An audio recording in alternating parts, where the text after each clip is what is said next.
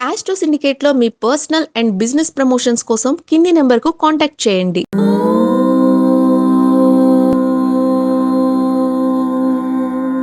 ఓం శ్రీ గురుభ్యో నమః. హరి ఓం. లక్ష్మీం క్షీరసముద్రరాజతనయాం శ్రీరంగదామేశ్వరీం దాసీభూత సమస్తదేవవనితాం లోకైకదీపాంకురాం శ్రీమన్మందకటాక్షలబ్ధైభవత్ బ్రహ్మేంద్ర గంగాధరాం త్వాం త్రైలోక్యకుటుంబినీం సరసిజాం వందే ముకుంద ప్రియాం. అందరికీ నమస్కారం. 2025వ సంవత్సరం 24 సంవత్సరం మొత్తం హాయిగా ఆనందంగా కొన్ని ఇబ్బందులతో గడిచిపోయిన విషయం వాస్తవం. మరి కొత్త సంవత్సరంలోకి అడుగు పెడుతున్నాం, కొత్త మాసంలోకి అడుగు పెడుతున్నాం. ఆంగ్లనామ సంవత్సరం 2025 జనవరి మాసంలో ఉన్నటువంటి 12 రాష్ట్రాల వారికి ఫలితాలు. ముందుగా నేను ప్రతి మాసంలో కూడా ఒక మంచి మాట చెప్పే ప్రయత్నం చేస్తూ ఉంటాను. సరే, కొంతమందికి నచ్చుతుంది, నచ్చదు. బట్ ఏదేమైనా ఒక మంచి మాట చెప్పడానికి ధైర్యం కావాలి, స్థైర్యం కావాలి. నేను ఆ స్థాయిలో ఉండగలగాలి. కాబట్టి ఆ స్థాయిలో ఉన్నాను కాబట్టి మీకు మంచి మాట చెప్పే ప్రయత్నం చేస్తున్నాను. ఈరోజు చెప్పేటువంటి విషయాలు పిల్లల విషయమే. కాకపోతే మీరు చేస్తున్నటువంటి పనిలో ఏ విధంగా ముందుకు వెళ్ళాలి అన్నటువంటి ప్రశ్నకి సమాధానం.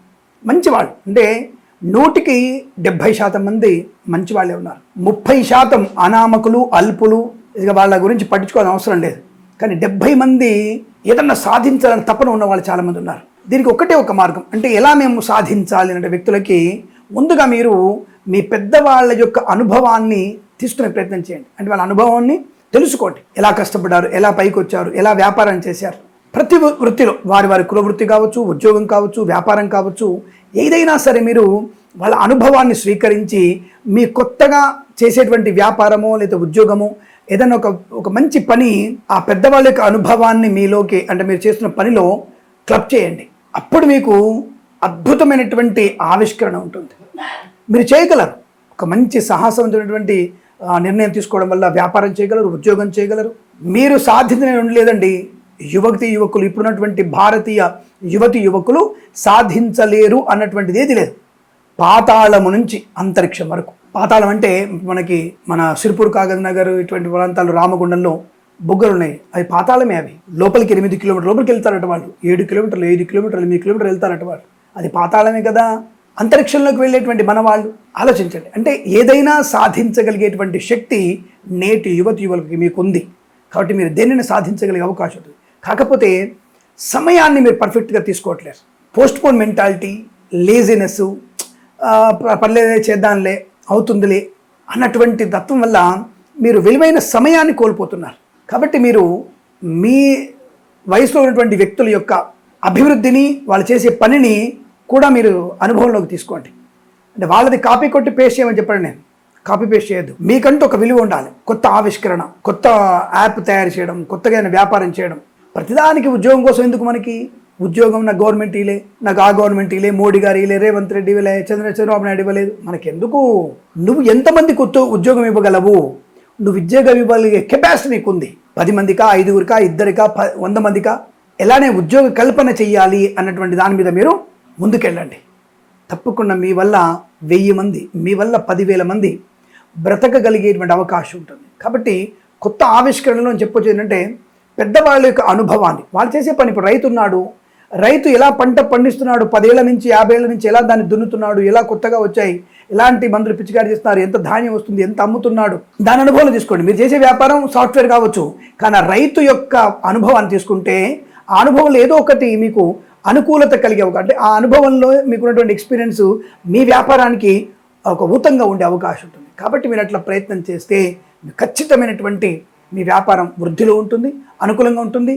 దేశం యొక్క ఉన్నతికి మీరు పాటుపడే అవకాశం ఉంటుంది. ఇక 30 మంది కూడా మిమ్మల్ని చూసి సిగ్గుపడి నేను కూడా బాగుపడాలనే భావనతో మిమ్మల్ని చూసి వారు కూడా మీ వైపు వచ్చి వారు 100% కూడా యువకులు మన దేశంలో ఉన్నతమైనటువంటి ప్రయోజనాన్ని, దేశానికి ఉపయోగపడేటువంటి అవకాశం ఖచ్చితంగా ఉంటుందనే విషయాన్ని తెలియజేసుకుంటూ, అలా ఉండాలని కోరుకుంటూ, ప్రభుత్వం మీద ఆధారపడకండి, మీకు మీరు కొత్తగా వ్యాపారం చేయండి అని మరొకసారి మీకు విజ్ఞాపన చేస్తూ మనం ఇక జనవరి 2025 మాస ఫలితాలను తెలుసుకునే ప్రయత్నం చేద్దాం. 12 రాష్ట్రాల వారికి అనుకూలమైన ఫలితాలు ఉంటాయని కోరుకుంటూ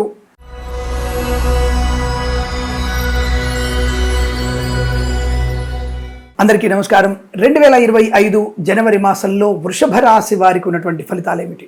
వీరు అదృష్ట యోగాన్ని పొందుకుంటున్నారు. 2025 స్టార్ట్ అవ్వడమే ఒక రేజింగ్లో స్టార్ట్ అవుతుంది. ముఖ్యంగా ఈ గుర్ర పందాలు, పేకాటలు, లాటరీలు, జూదము, share market, speculation, communities, crypto currency, bit coins ఇవన్నీ కూడా మీకు అత్యంత అనుకూలతలు, ఏదో ఒక రకమైనటువంటి ధనయోగాన్ని కలిగించే అవకాశం కనపడుతోంది.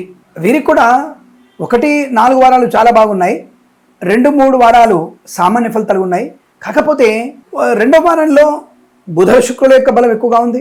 3వ వారంలో చంద్రుడు, కుజుడు, శుక్రగ్రహాల యొక్క ప్రభావం ఎక్కువగా ఉంది. దీనివల్ల ఈ సామాన్య ఫలితాలు కూడా ఒక 2 రోజులలో, ఇప్పుడు మొత్తం 7 రోజులలో లేదా 8 రోజులు అనుకుంటాం మనం.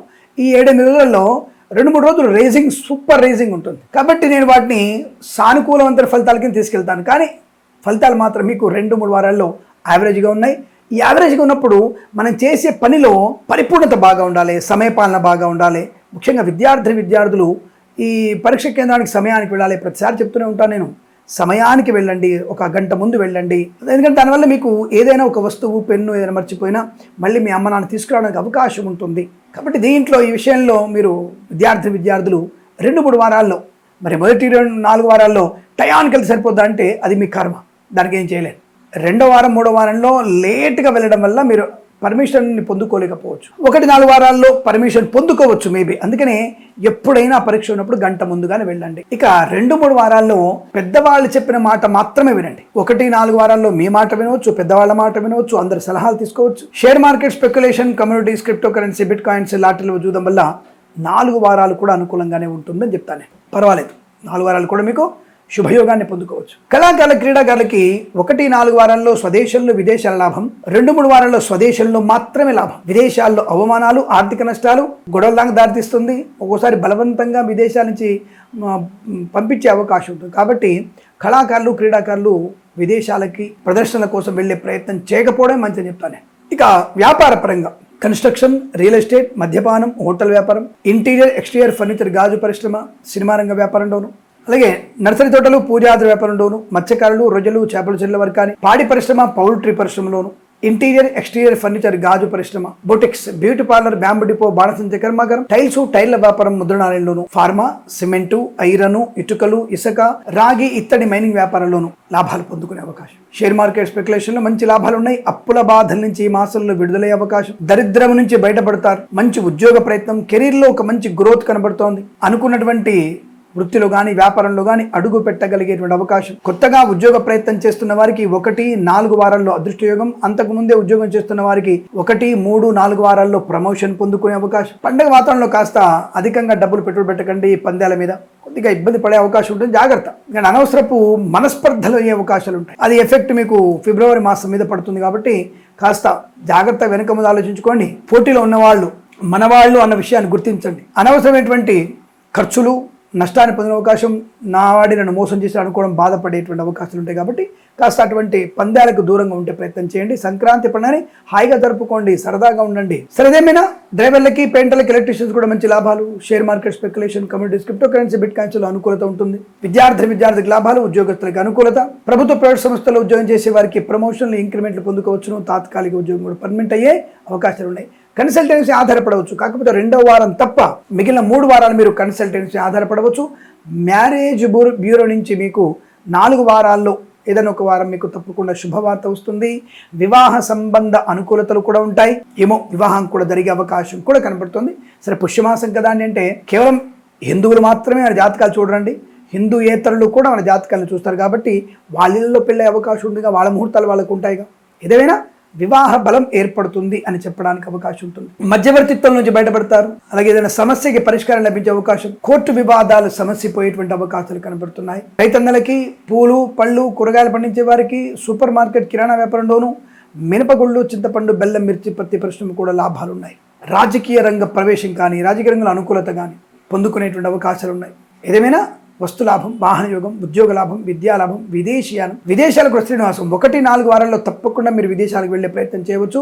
విదేశాలకు వెళ్ళగలరు కూడా. మీ ప్రయాణం అనుకూలంగా ఉంటుంది. IELTS, GRE, TOEFL, GMAT, SAT లాంటి పరీక్షల్లో కానీ, ఇతరత్ర ఏమైనా కాంపిటేటివ్ కానీ, అకాడమిక్ కానీ, బ్యాక్లాగ్ పరీక్షలు ఉన్నట్టయితే నాకు తెలిసి సెలవు తర్వాత ఉంటుంది. ఆ పరీక్షల్లో మంచి విజయం సాధించే అవకాశాలు బలంగా ఉన్నాయి. తప్పకుండా విద్యలో రాణింపు ఉంటుంది, ప్రశాంతత ఉంటుంది, బంధుమిత్రులతో అనుకూలత ఉంటుంది, ఆనందాది అదృష్ట యోగాలు ఉంటాయి, అనుకున్నటువంటి స్థిరాతులు కొనుగోలు చేస్తారు. చేనేత వస్త్ర దర్జీ పనిచేసే వారికి, పెట్రోలియం, బేకరీ, నూనె పదార్థాలకి లాభం, నర్సరీ తోటలు, పూజా ద్రవ్యాల వ్యాపారంలోను, boutiques, beauty parlour, bamboo depot, బాణసంచి కర్మాగారం, టైల వ్యాపారంలోను, విద్యాలయ, వ్యాయామ, చిట్ ఫండ్, ఫైనాన్స్ వ్యాపారంలో కూడా లాభాలు పొందుకునే అవకాశాలు ఉన్నాయి. వేద పండితులు, పురోహితులు, బ్రాహ్మణత్వం, కులవృత్తుల వారికి, వైద్యులకు, వైద్య బృందాల వారికి, న్యాయవాదులకి, ఎల్ఐసి, మెడికల్, గృహ నిర్మాణ జంటలకు కూడా అత్యంత అనుకూలవంతమైన శుభయోగంగా చెప్పబడుతుంది.